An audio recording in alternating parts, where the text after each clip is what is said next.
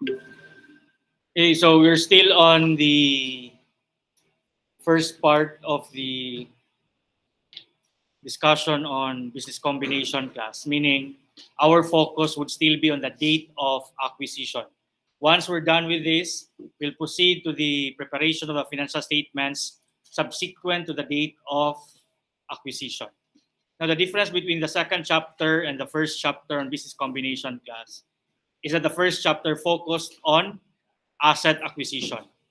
Okay, so the acquirer will acquire the assets and liabilities of the acquiree, and accounting wise, the acquirer will record the assets and liabilities of the acquiree. But here in the second chapter class, the acquisition, the business combination is accomplished through the acquisition of the stocks of the acquiree or the investing corporation. These arrangements should not be unfamiliar to us because you should have discussed investment in stocks and investment in associates. There, one company invests in another by buying the shares of the investing corporation. The same thing happens here. It's just that the degree of ownership, the extent of ownership results in the acquisition of control over the investee. So in your discussion in investment in associates class, you've learned that for the investee to be considered as an associate, the investor should have significant influence over the investee. Okay, and when do we say that there is significant influence? The standard gives you different indicators class, but the one that is commonly used in the problems is that if the investor will own at least 20% of the ownership of the investee corporation. If you own at least 20%, you will be considered to have a significant influence, thereby making the investee your associate. Okay, what if it's less than 20%? Then it will just fall under your regular investments, your investment in stocks, which could be measured at cost or which could be measured at fair value through P&L or through still at fair value through other comprehensive income. That is if the interest you have acquired is less than 20%. If it's 20% or more, you already have significant influence, so it should be accounted for as an investment in associate using the equity method. But there is a different degree or extent of ownership class. You have gone beyond significant influence. You have acquired so much ownership interest. You have acquired so much stake in another company that you already exercise control. Okay, the test is the presence of control, not a certain percentage. Okay, but again, in the problems, what will normally be an indicator that an investor has already acquired control over the investing corporation if you own more than 50%. And if that happens, class, that will be considered, that will be accounted for as a business combination following IFRS 3, and you will have to prepare consolidated financial statements. Now we compare that with asset acquisition. The one I just described earlier will be referred to as stock acquisition. You have acquired the stocks or share of another company. In asset acquisition, what is the acquirer doing? The acquirer is acquiring the assets or the net assets, meaning the assets and liabilities of the acquiree. In stock acquisition, what happened here? The acquirer is acquiring the stocks. And this is where I warn students as to a possible misconception. They would think if you pay in stocks, it is considered stock acquisition. If you pay using cash and other assets, that is asset acquisition. That is incorrect. The mode of payment does not matter, class. Okay, what you will look at is what is being acquired. If you are acquiring the assets and liabilities, then that would be considered as a net asset acquisition. Can that be paid? Can those be acquired by paying cash? Yes. Can those be acquired through issuing your shares? Yes. Okay. The mode of payment, the mode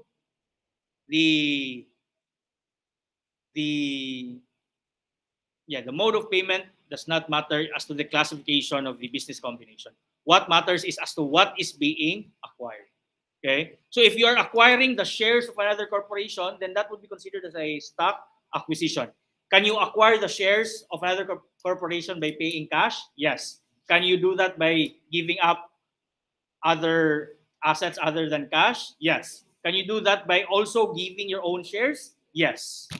Okay, so again, the mode of payment to acquire the assets or the stocks does not matter. What matters is the item being acquired by the acquirer. But again, there's difference in accounting class. If you're acquiring the net assets, the assets and liabilities of the acquiree will be transferred to the books of the surviving entity, which will normally be the acquirer. And what will happen to the acquiree? The acquiree will cease to exist. In stock acquisition, the acquiree, which we will now refer to as a subsidiary class, will continue to exist. And in a stock acquisition, we now refer to your acquirer as the parent. Okay? Parent, acquirer, subsidiary, acquiree. Okay? But what happens to the acquiree subsidiary? It will continue to exist. Will it continue to operate? Yes. Now, where will the transactions of the subsidiary be recorded? It will still be recorded in the separate books of the subsidiary. Going back to the asset acquisition, what happens? Will there be separate operations now in your acquiree for asset acquisition? No, everything is merged with the acquirer or the surviving entity. So there will only be one set of books that will remain, and that is that of the surviving entity. But in a stock acquisition, two entities will continue to exist, the parent and the subsidiary. Will the parent have its own operations? Yes. Where will the transactions of the parent be recorded? In the books of the parent. Will the subsidiary continue to have its own operations? Yes. Where will the transactions of the subsidiary be recorded? In the separate books of the subsidiary. But in accounting class, if it has reached a point that you already have acquired control, if it has reached a point wherein there already exists a parent-subsidiary relationship, accounting standards require for you to prepare another set of financial statements, which we'll refer to as your consolidated financial statements. So moving forward, class, I want you to see this as there being three entities now. The parent as a separate entity, the subsidiary as a separate entity, and the third entity which we will have to account for would be the consolidated entity. Okay? And it will be impractical for us, class, to dedicate one set of books solely for the consolidated entity. That is why the practice is continue with the parent, continue with the subsidiary, then you will just rely on the financial statements of the parent and the subsidiary to prepare the consolidated financial statements. Nobody will be maintaining a separate book for the consolidated entity. Okay? But there will be three sets of financial statements. Financial statements of the parent, financial statements of the subsidiary, but our primary concern would be the financial statements of the consolidated entity or the consolidated financial statements. And how do we prepare, what do we use to prepare the consolidated financial statements? It would be the separate financial statements of the parent and the subsidiary. Okay, no problem with asset acquisition, class. Only one set of books will remain. So whatever remains, that would already be the combined. We will just refer to it as the combined financial statements, class. Okay, now, in asset acquisition, what do we do when we acquire the assets and liabilities? We record the assets, we record the liabilities, we record the payment.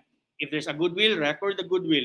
If there's a gain, record the gain. So how will our entry normally look like? How do we record an asset? Debit or credit? Debit. How do we record a liability? Debit or credit? Credit. How do we record payments? For example, cash payment. You credit cash. So normally in an asset acquisition, you will debit the assets acquired, you will credit the liabilities assumed, and you will also credit your cash payment. If there's a goodwill, you will debit goodwill. If there's a gain, you will credit gain. What if you issued shares for the asset acquisition? You will still debit the assets acquired, you will still credit the liabilities assumed, but this time, since you issued shares, you will credit share capital and share premium. And then, if there's a resulting goodwill, debit. If there's a resulting gain, credit. But in stock acquisition class, do we transfer the assets of the subsidiary to the books of the parent? No. Do we transfer the liabilities of the subsidiary to the books of the parent? The answer is no. So how then do we effect the combination? just remember, consideration will be paid. Okay? So, if the consideration is in cash, what entry will be prepared by the parent? It will involve a credit to cash. The question now is, what else will be debited or credited? Because in asset acquisition, what do we debit? We debit the assets acquired. But as what we have established, we do not transfer the asset of the subsidiary to the books of the parent. So what will be the corresponding debit class? And this is what is new when we are dealing with stock acquisition. The debit now would be your investment in subsidiary. So this is really just a variation of your investment accounts class. You have investment in stocks, investment in financial assets at fair value through P&L, investment in financial assets at fair value through OCI, you have investment in associates, and now we have your investment in subsidiary. So in the books of the parent, there will be an investment in subsidiary. In the books of the subsidiary class, as if nothing happened. Why? What is the transaction? The parent acquired the shares of the subsidiary. So this is now a transaction between the parent and the previous shareholder of the subsidiary. The subsidiary has existing shareholders class. And these existing shareholders sold their shares to the parent, thereby making the parent now the new shareholders of the subsidiary. So there is really no transaction between the subsidiary and the parent. The transaction is between the now parent and the previous shareholders of the subsidiary. So those shareholders will have entries in their books, but on the part of the parent, the entry will just be an entry to record an investment. Debit investment in subsidiary and credit, cash, or capital, depending on the type of consideration. Okay? Now, when we merge, when we consolidate the financial statements of the parent and the subsidiary, we will have to eliminate certain accounts so as to remove redundancy class. Okay? Our investment in subsidiary represents our stake in the subsidiary. When we prepare the consolidated financial statements, we will combine the assets and liabilities so that there will be no duplication. We will eliminate the investment in subsidiary. But more on that later on, class. Okay? What I want you to understand now is the difference between an asset acquisition and a stock acquisition. Now, moving forward to what will be asked in the examination class. The most common question here would still be compute for the resulting goodwill or gain. And what we have discussed for asset acquisition will still be applicable, class. Even our discussion on how to compute for the combined assets, how to compute for the combined liabilities, and how to compute for combined equity, it will still be applicable here. Okay? Even our computation for goodwill will still be applicable. It's just that for certain kinds of stock acquisition class, we will have to modify our computation of goodwill.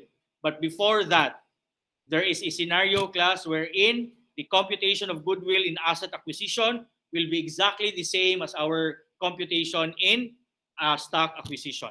And when will that happen, class? If the stock acquisition is for 100% of the, not 400, para sa 100% of the subsidiary. If we are acquiring 100% of the subsidiary, if we will have a wholly owned subsidiary, then the computation for our goodwill will be exactly the same as our computation in the asset acquisition. Because in asset acquisition, you're acquiring everything. If you're acquiring 100% of the stocks, then it's essentially the same as your asset acquisition. Okay? There will only be a modification in our computation in the goodwill class if we are acquiring less than 100%. Okay? So again, you are expected to know how to compute for goodwill already, especially if the stock acquisition is for 100% of the subsidiary.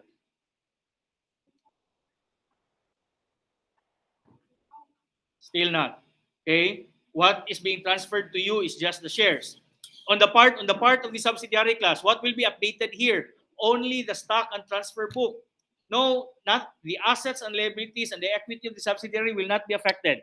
What will be affected will only be the records of the stocks. Who owns the stocks, so on and so forth. Okay? So even if we acquire 100%, the subsidiary will still continue to exist. Okay? Now, focusing on the change in the computation of goodwill. What are the two things we need to solve for goodwill class? Consideration and the fair value of the net assets. If it's a 100% stock acquisition, the computation will be the same. If it's less than 100%, there will be a slight modification. Why? The main reason is the consideration class. If it's 100% stock acquisition, that means the consideration we are giving up is for the entirety of the company. Okay?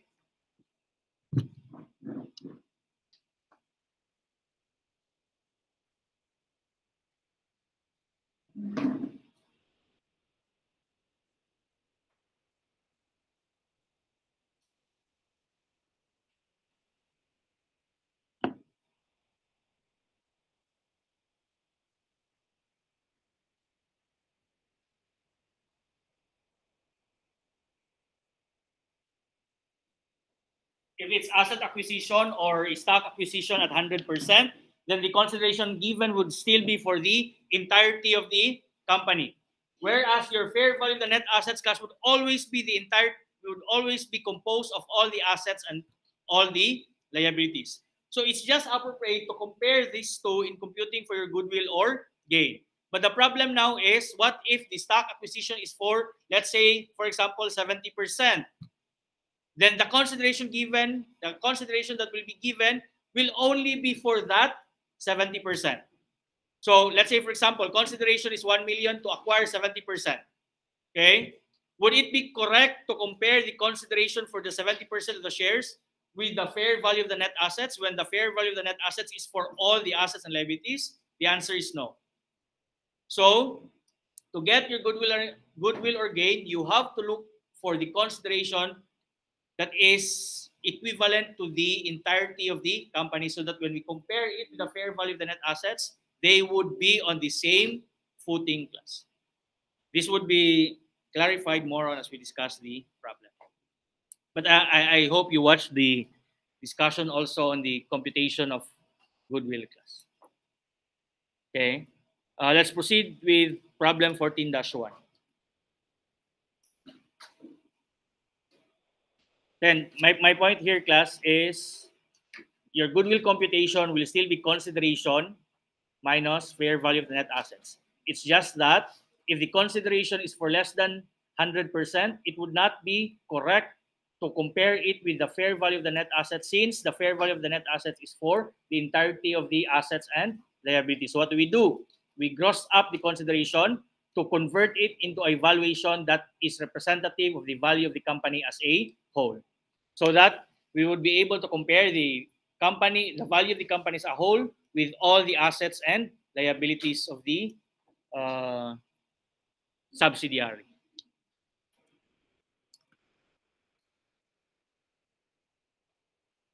Okay, in 14-1, the question here is, as a result of the combination, what amount, if any, will be shown as goodwill in the July 1, 2017 consolidated statement of financial position of Sunny Company and its wholly owned subsidiary? No problem here. This will not be challenging for us because how much ownership interest is acquired? It is 100%. So the computation of goodwill here will be exactly the same as how we've been computing for goodwill. Okay, and what are the two things we need to solve for goodwill class? Consideration and the fair value of the net assets. Are we given with the consideration in this problem? In the amount of 4 million. Okay. At that time, and then what else do we need? The fair value of the net assets. The net assets is at 2,500,000, but will we be using the 2,500,000? The answer is no, because we know that 2,500,000 is still at book value because it is introduced as the net assets shown in the statement of financial position. And we know that the rule is to record or to measure them at fair value. So you use the valuations provided in the table class, 5,750 plus 350, that will give you 6,100,000 minus 2,800,000. That will give you how much? 3,300,000, and that would be our fair value of our net assets. By the way, there are certain problems, class, wherein you will have to be careful, class, that there may be some assets that are hidden, class. Okay, how is this table introduced, man? The problem tells us Iowa companies' assets and liabilities had fair market values different from their book values as follows.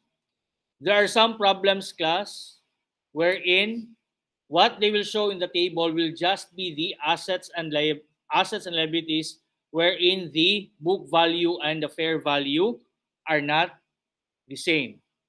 So you will have to check, is this enumeration here complete already? Okay, so you look at the book value, class. You get the net assets based on the book value. How much is the PPE? 5 million. How much is the other assets? 500. How much is the long-term debt? 3 million. 5,500,000 minus 3 million will give you how much? 2,500,000. That means the 2,500,000 given above, class, is represented in all the items enumerated in this table. But what scenario am I referring to?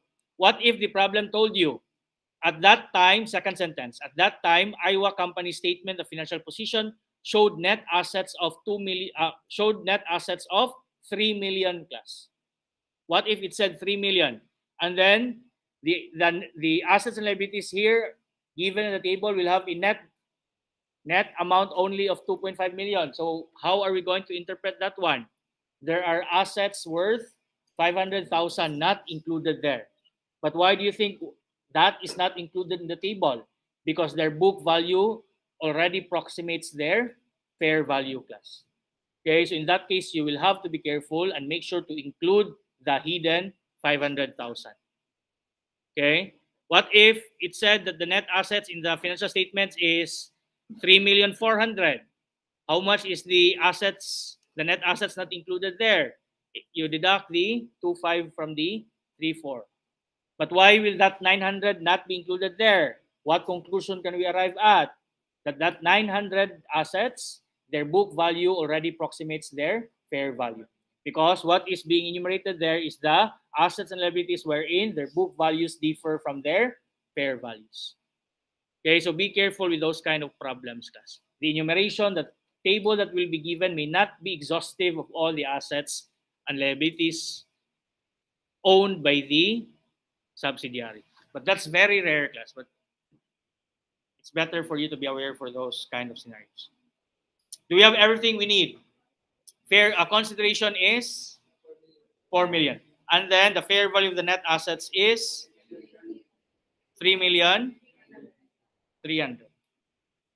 And the difference would be 700,000. And that is already the answer.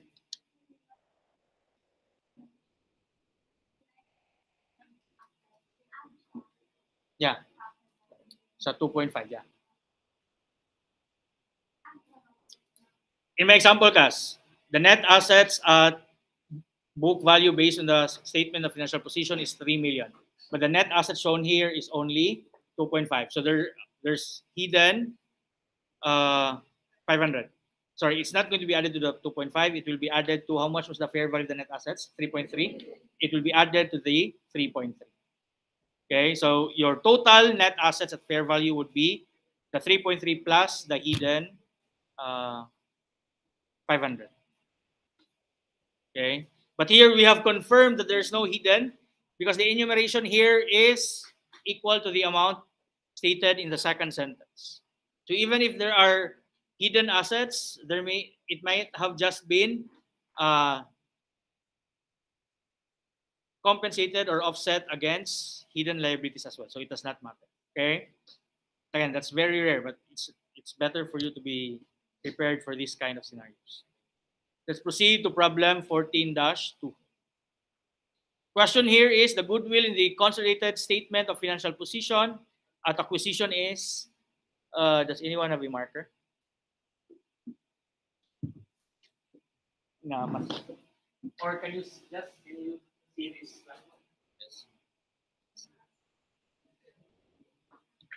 You just toss it.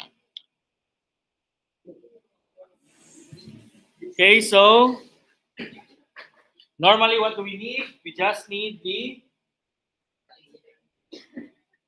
consideration and the fair value of the net assets.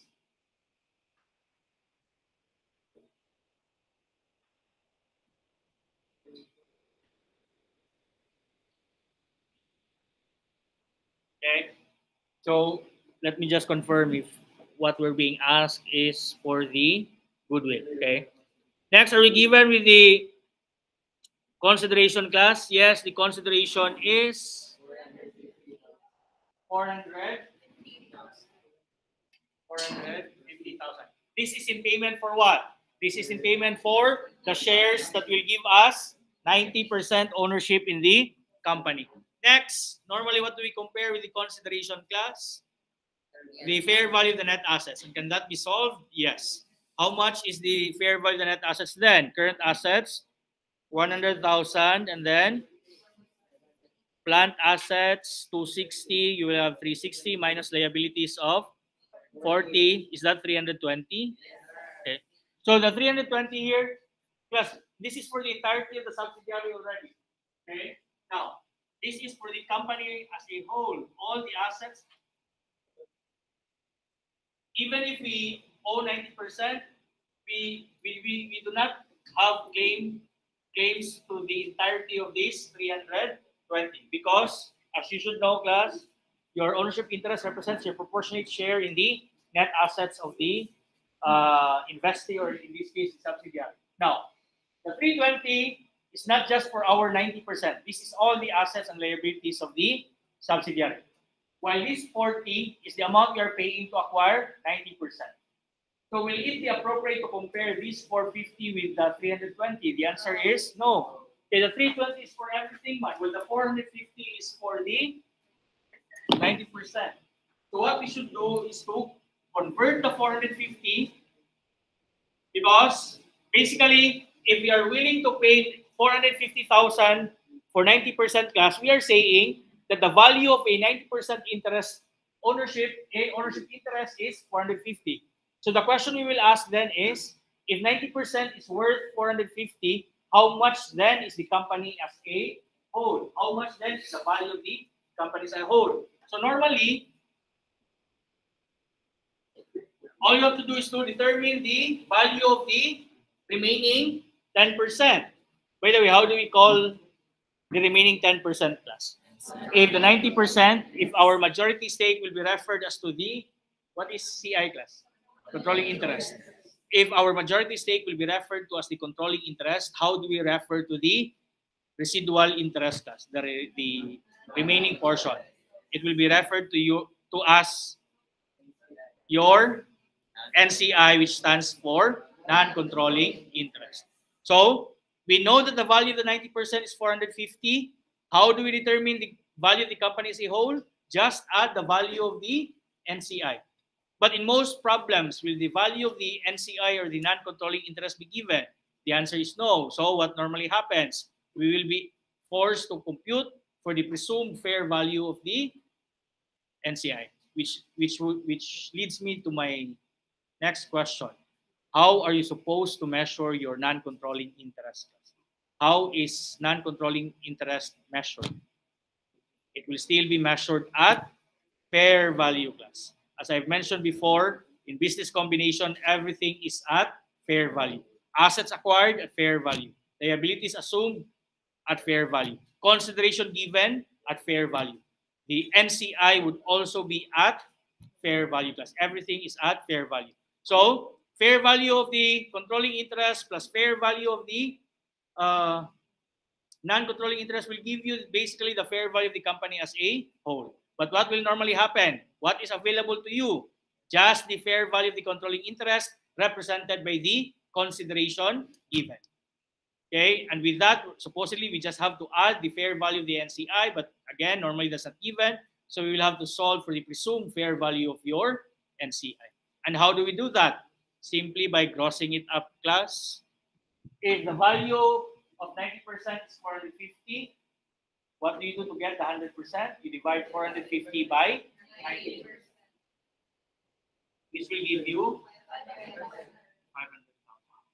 And these amounts now are comparative. 500,000 is the value of the company as a whole. The 320 is the net assets of all. This is the net amount of all the assets and liabilities of the subsidiary. And this amount now would be appropriate to compare. And the difference here would be 180,000.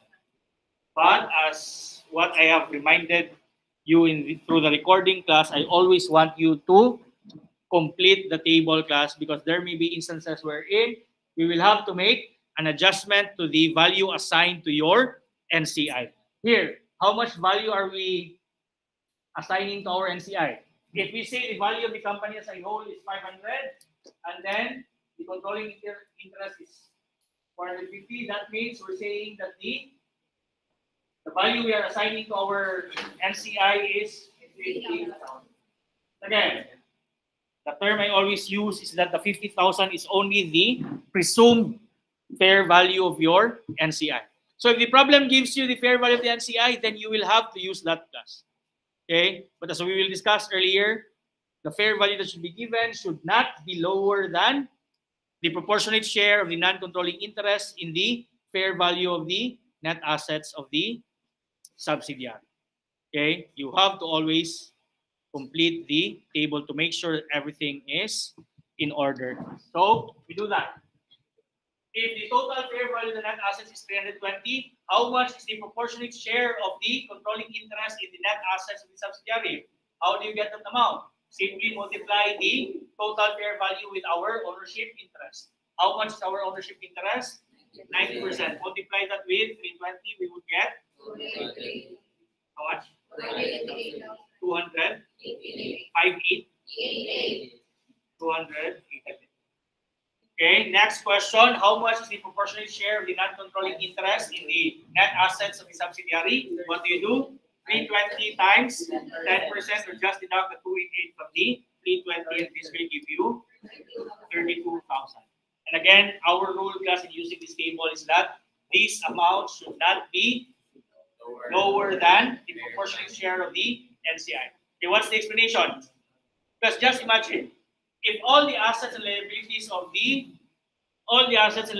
of the subsidiary will be sold, how much will be realized, man? They would realize 320. And if they were able to convert into 320,000 cash, how much do you think the 10%, the owners of the remaining 10% would get? They would get 10% of 320. Okay?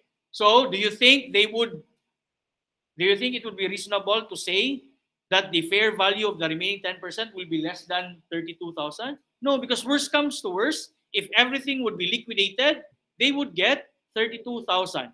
So the 32,000 should be the minimum amount that we should assign as the value of the NCI, because worst comes to worst, they would get 32,000. Okay? And it's just possible for the amount to be assigned to it to be greater because of the goodwill class.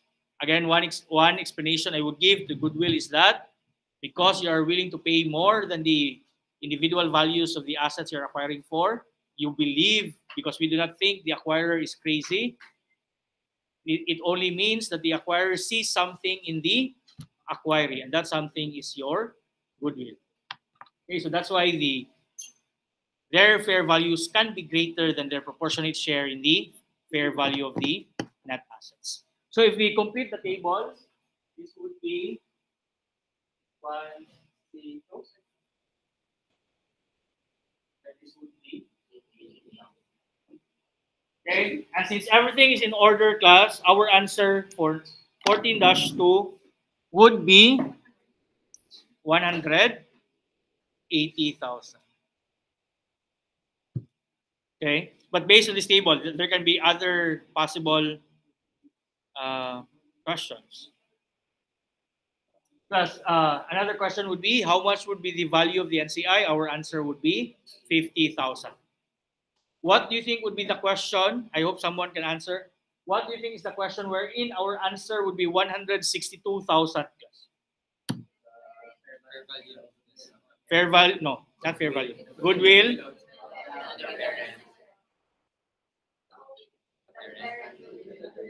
goodwill attributable to the parent. Okay, so if you'll be asked, how much is the goodwill attributable to the parent? So our answer would be 162,000. What's your name?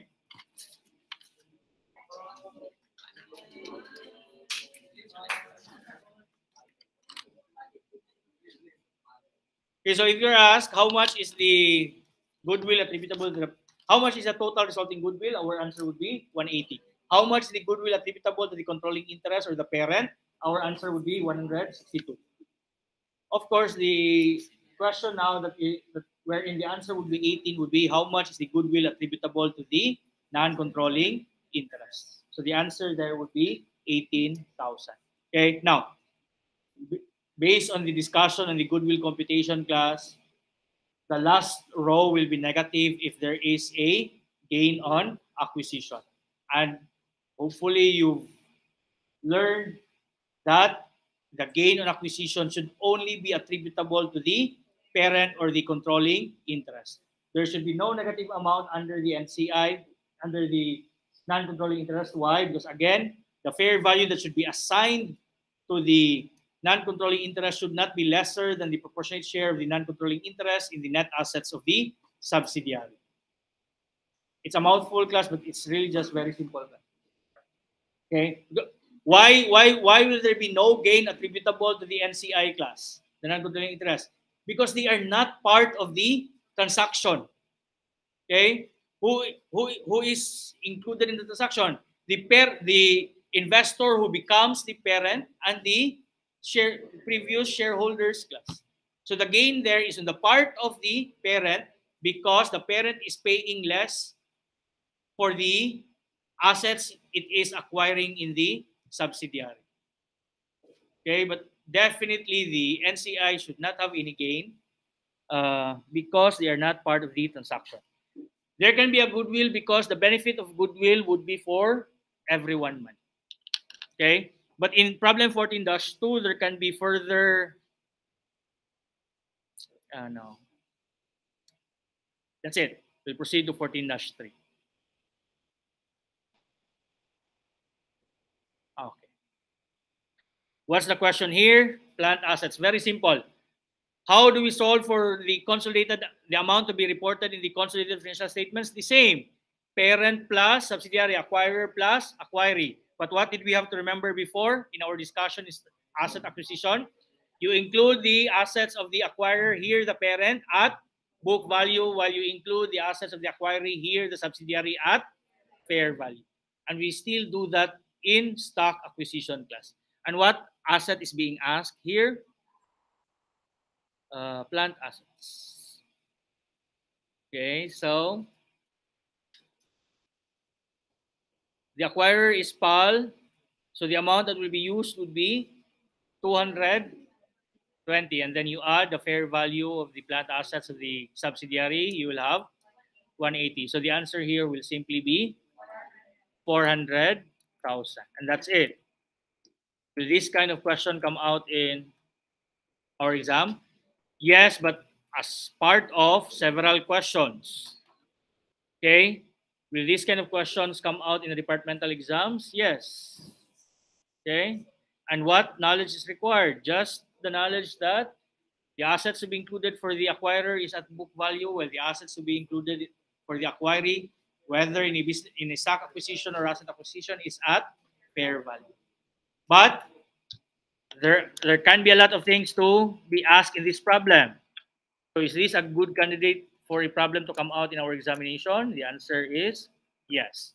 So what other question could be asked in our exam for this problem? Compute for the resulting goodwill or gain. And what are the two things we need to solve for goodwill or gain? Consideration and now are we given with the consideration in this problem? How much? 140.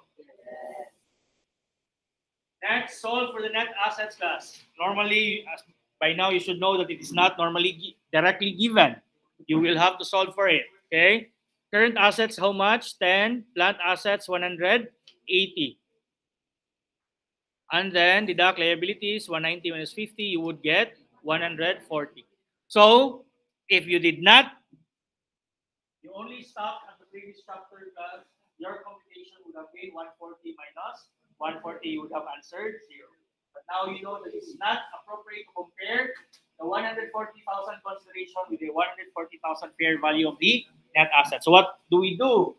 Complete the table class. And normally, it's very tempting for you to immediately go here, class.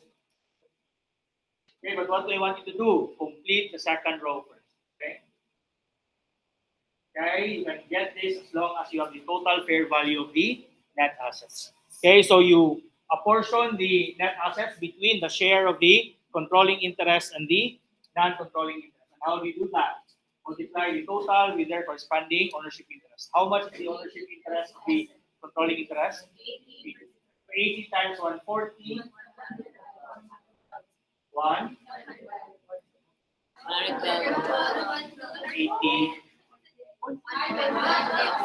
80% of 140. So I told you, you attempted to solve for this first. But let's compute for the second row first. 112,000. Then, correct? Then this would be 28,000. Okay? Then if the problem gives you the fair value of the NCI, put it here. Add it with 140, then that would be the total. It's now incorrect to call it total consideration. It will be the value of the company as a whole. But are you given with the fair value of the NCI in this problem? No. So what do? We will have to solve for the presumed fair value of your NCI. And how do we do that? We divide 140 by 80%. How much is 140 divided by 80%? 100. And once you have these two class, what would you be tempted to do? You'll be tempted to immediately solve this one, which is what we are looking for. But what do I want you to do? Complete the table class. Solve or determine how much is the presumed fair value of the NCI. Why? To check if everything is in order, to check that this is not lesser than 28. Because if it's lesser than 28, what do we do? Override everything, change it to 28. Okay? Kaya, this should be at the very least 0. Okay?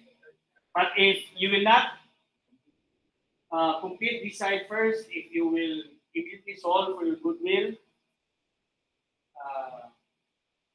you might not find any error. But as I might have mentioned in the recording class, as long as the NCI is not given, as long as you are using the gross up method class, as long as you're using the presumed fair value, you can actually, no, I don't want you to immediately compute for the first column class. Just complete the table class. Okay, but you see a pattern. If the fair value of the NCI is not given, if you had to solve for the presumed fair value, once you have that one, the total value of the company as a whole, the difference between that and the fair value of the net assets would already be the correct resulting goodwill or gain. Again, always complete the table. Okay, so 175 minus 140 will give you how much? So can this be 35 if the share of the NCI, the net assets is 28? Yes. So this would be, okay, already this would be 35, this would be.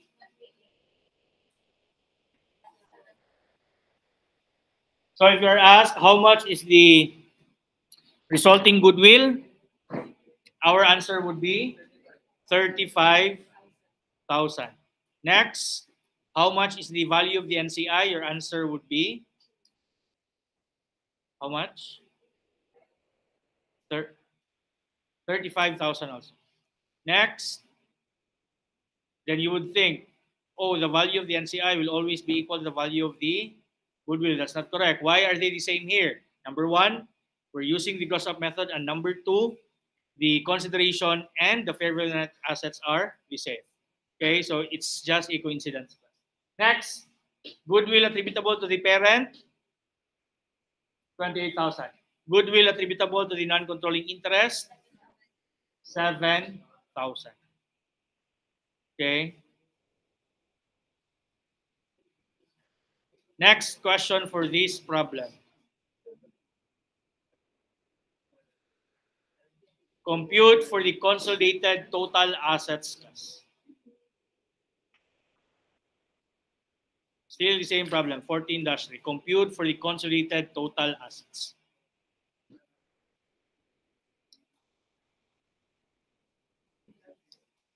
(14-3). Anyone, you can just raise your hand. 445, wait. Let me check.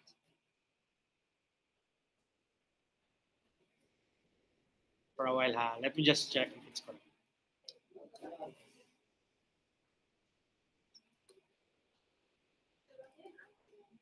(445). It's 445. Many of you would be answering 575.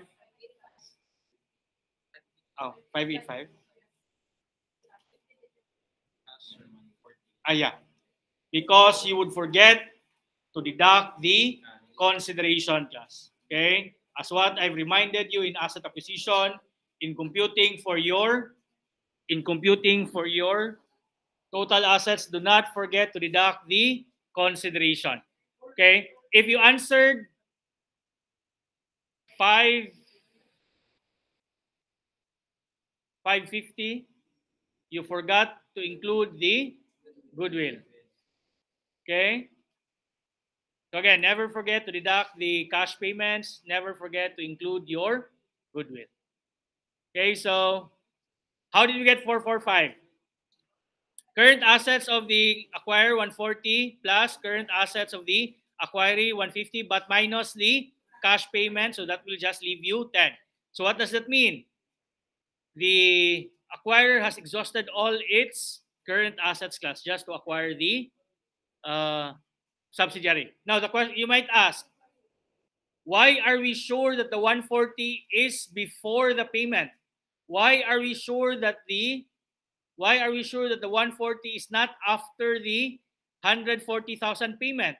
It's because, class, the assets of the acquirer does not include any investment in subsidiary.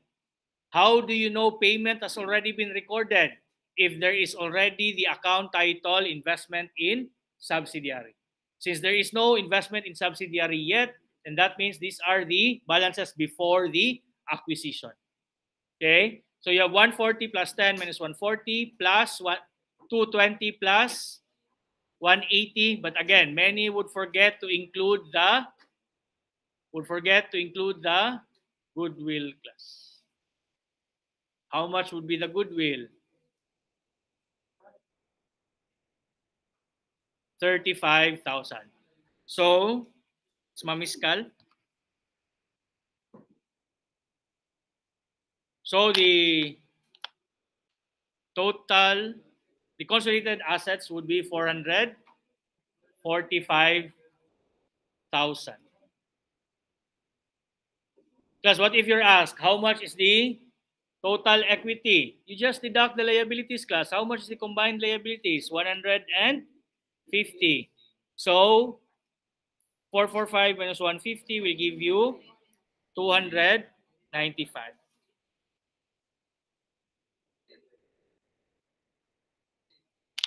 Let's proceed to 14-4.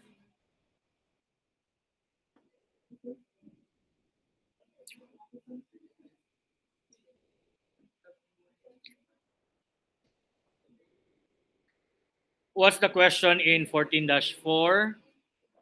Compute for the still the goodwill or the income or gain from acquisition. Because what is this a partially owned subsidiary or wholly owned subsidiary? Wholly owned, and at this point we don't like solving it. Okay, it's very simple already. We just need to solve for the consideration and the fair value of the net assets. Where do you see that, class? It's a wholly owned. And then for all the outstanding stocks. How much did we pay? 495. And then what else do we need? Fair value of the net assets. cash always at fair value already. Inventory is the 150, the fair value already. No, change that to 125. PPE net of depreciation is 350. Is that the fair value? No, change that to 385. Okay, so 60 plus 125, 185 plus 385, that would be 565, 570. How much? 570. Minus the liabilities of 70, you would get 500. Do you have everything we need? Okay, what do we need? Consideration. How much is the consideration? 495. And then the fair value of the net assets of 500. Our answer would be a gain on acquisition in the amount of 5,000.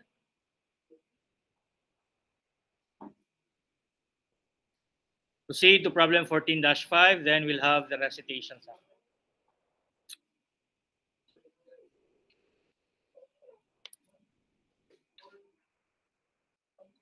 What's the question here? Again, our favorite, goodwill.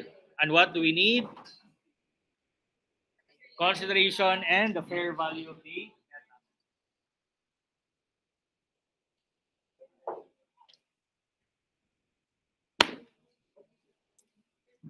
is the fair value given? Sorry, is the consideration given?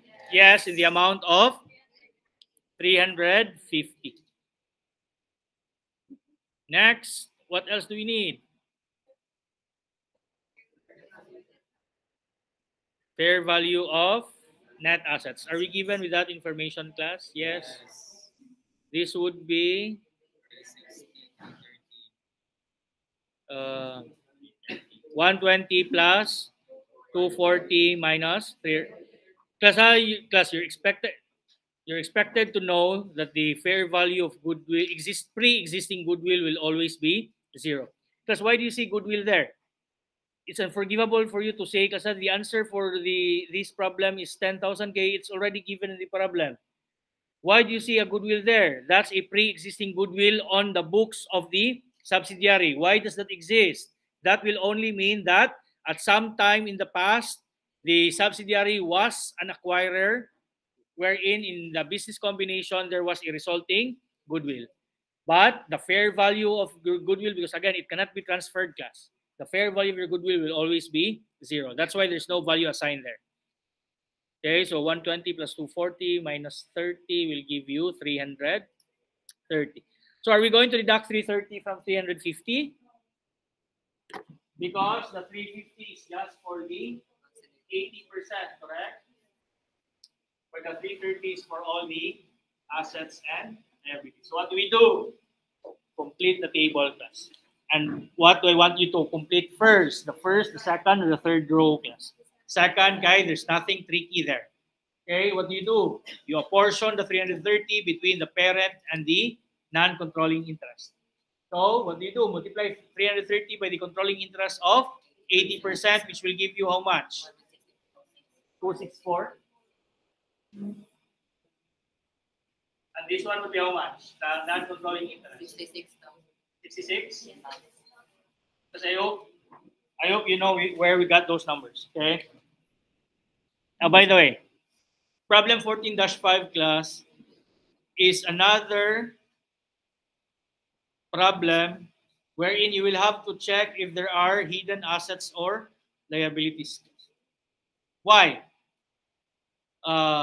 Before the table, do you see the common stock and the retained earnings there? That shows you the equity of the company.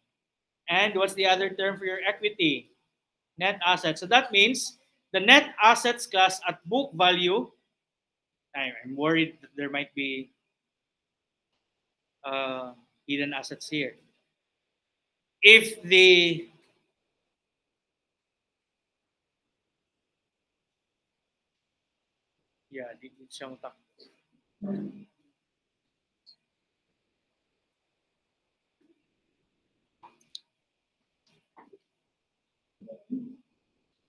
how much is this one? That means the net assets at book value is 320.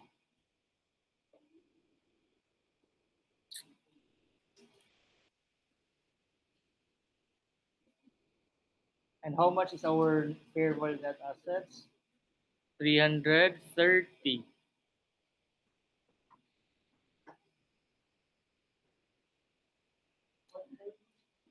Inventory of 100, sorry. Land 150. The assets here 265.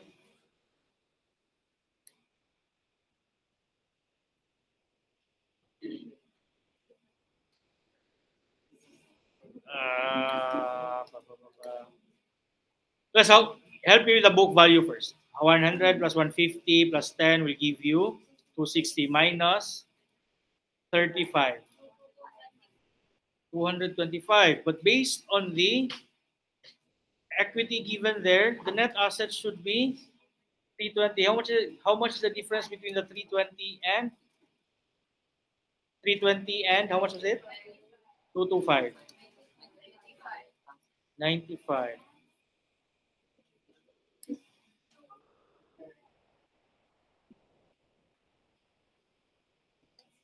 There should be additional 95 here. Let's put that aside.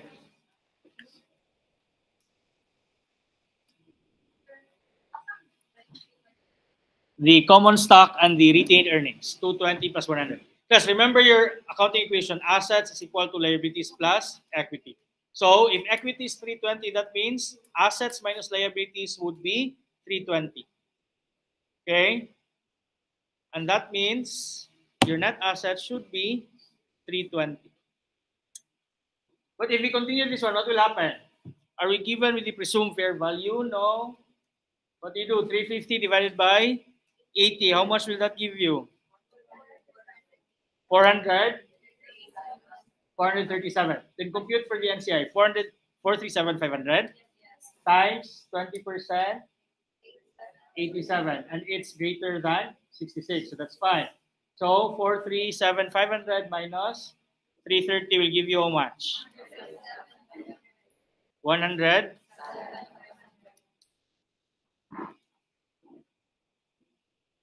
It's 107,500.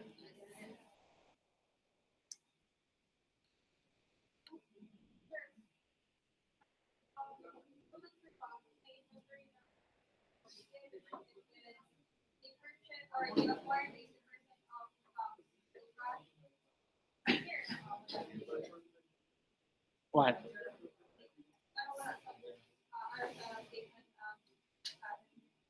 Yeah, the 350 there is from the parent man, while the information given there is for the acquirer.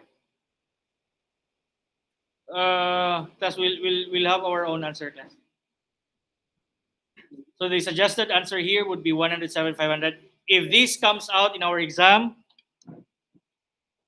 we'll change 330, we'll add the 95.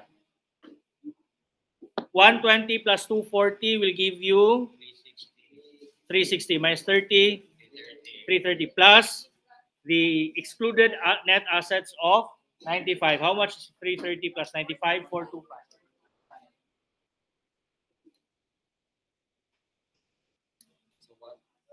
So split this class. 425 times 80, 314. 425 times 80, 320, 340. And then this one would be 85. And then this one would still be 437,500. 350 divided by 80. And then this one would still be 87,500. 437,500 minus